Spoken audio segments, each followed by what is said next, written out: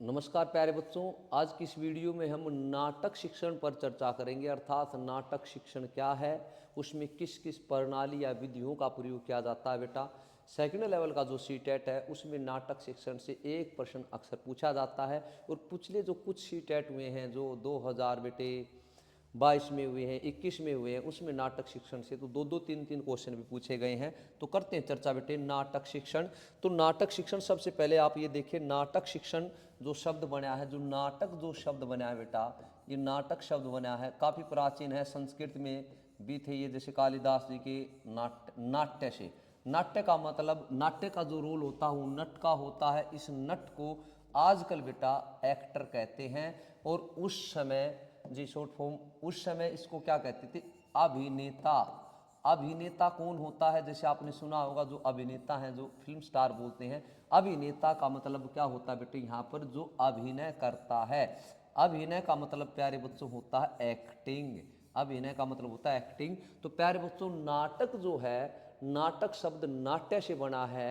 नाट्य का मतलब बेटे अभिनय करना, एक्टिंग करना जी। तो इस तरह से प्यारे बच्चों अब आता है कि जब हम बच्चे को नाटक शिक्षण करें तो नाटक शिक्षण की कौन कौन सी प्रणालियां हैं, इस पर चर्चा करेंगे बेटे। नाटक शिक्षण की प्रणालियां, तो कौन सी प्रणाली अच्छी मानी जाती है और कौन कौन सी प्रणालियां हैं और किस प्रणाली में क्या होता है, आज की इस वीडियो में बेटा इस पर पूरी चर्चा करेंगे। तो ध्यान से सुनिएगा क्योंकि आगे भी काम आएगी, आप टीचर बनने जा रहे हैं तो जी।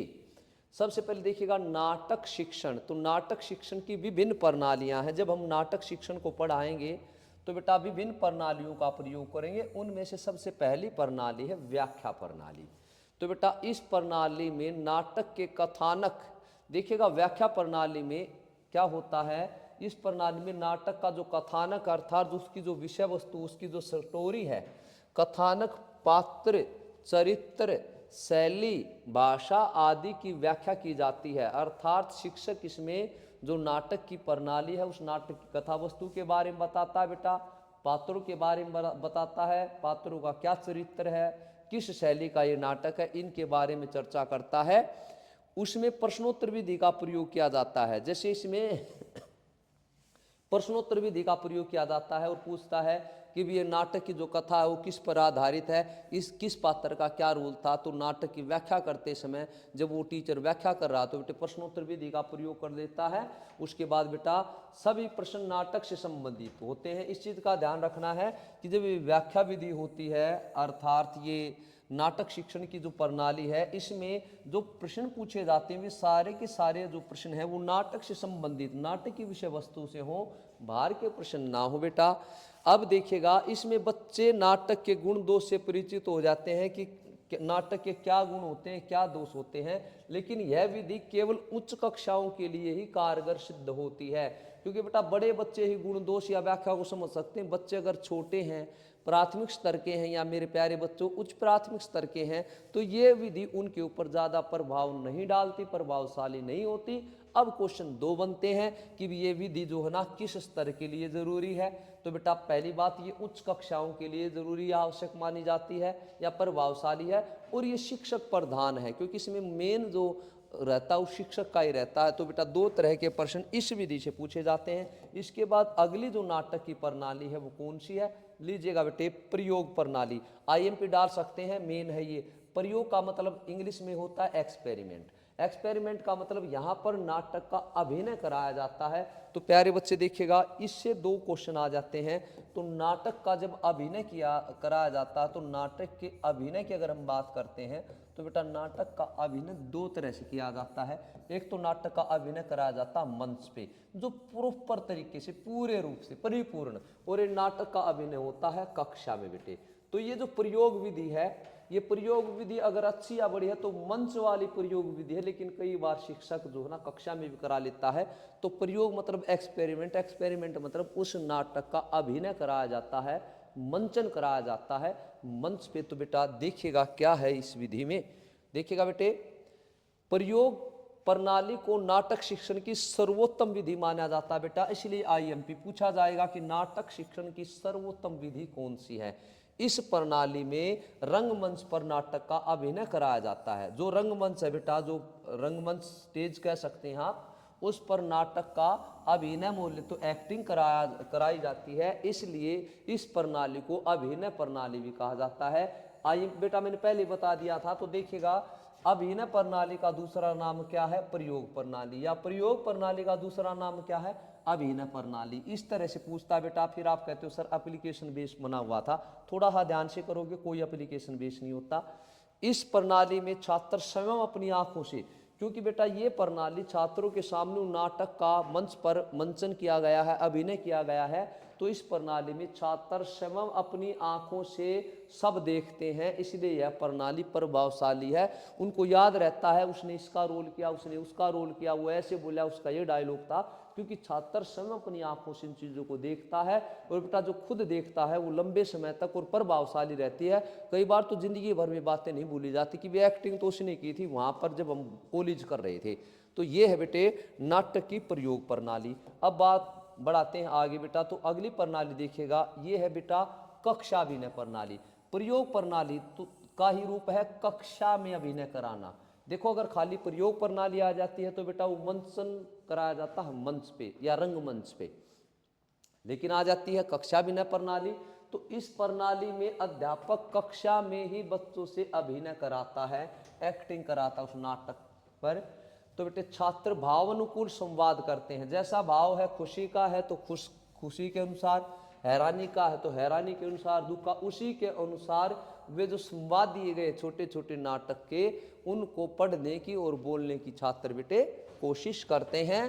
यह प्रणाली यह प्रयोग प्रणाली का ही एक दूसरा रूप है। पहले बता चुका बेटा, वैसे ये प्रयोग प्रणाली का एक दूसरा रूप है, लेकिन उतना प्रभाव नहीं डाल पाती जितना कि छात्रों पर प्रयोग प्रणाली डालती है।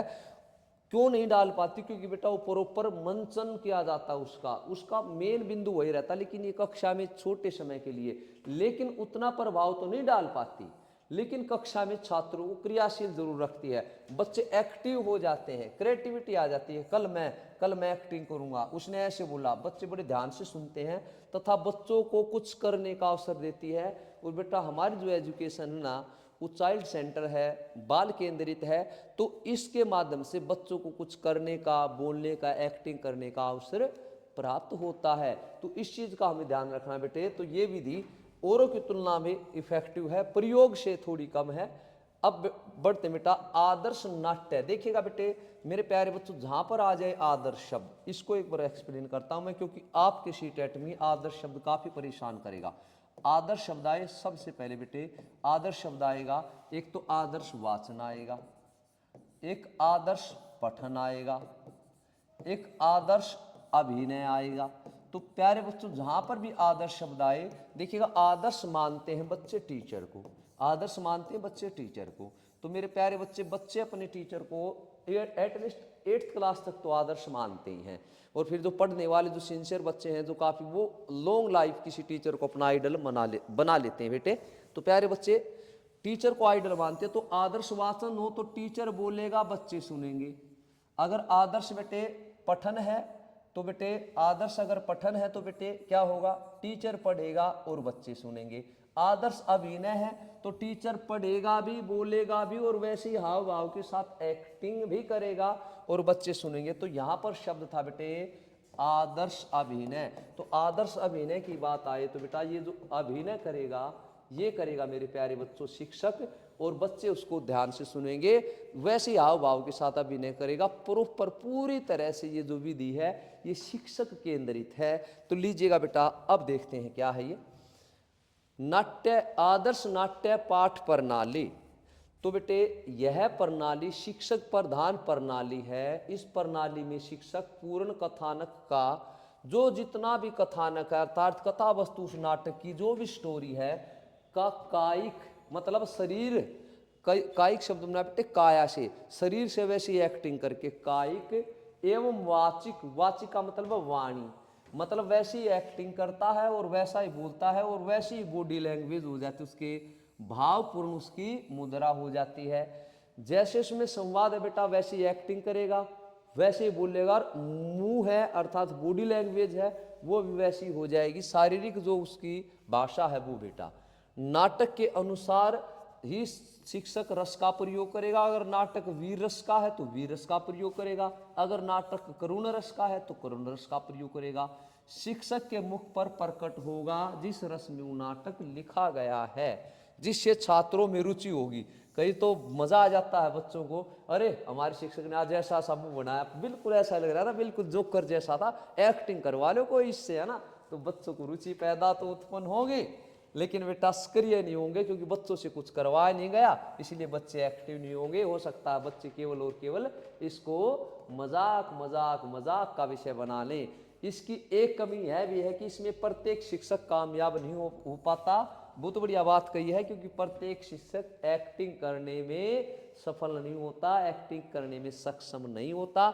इसलिए इस प्रणाली की एक तो ये कमी है, इसमें बच्चे सक्रिय नहीं होते। प्यारे बच्चे, दूसरी कमी ये है कि इसमें बेटे प्रत्येक शिक्षक भी सफल नहीं होता, क्योंकि वो एक्टिंग के गुण जो हैं वो बेटे नेचुरली होते हैं। बढ़ते हैं आगे बेटे जी। ये थी नाटक शिक्षण की प्रणालियां कि नाटक को किस किस तरह से पढ़ाया जाता है बेटा। अगली वीडियो में फिर हाजिर होऊंगा एक नए टॉपिक के साथ। तब तक के लिए धन्यवाद। जय हिंद, जय भारत।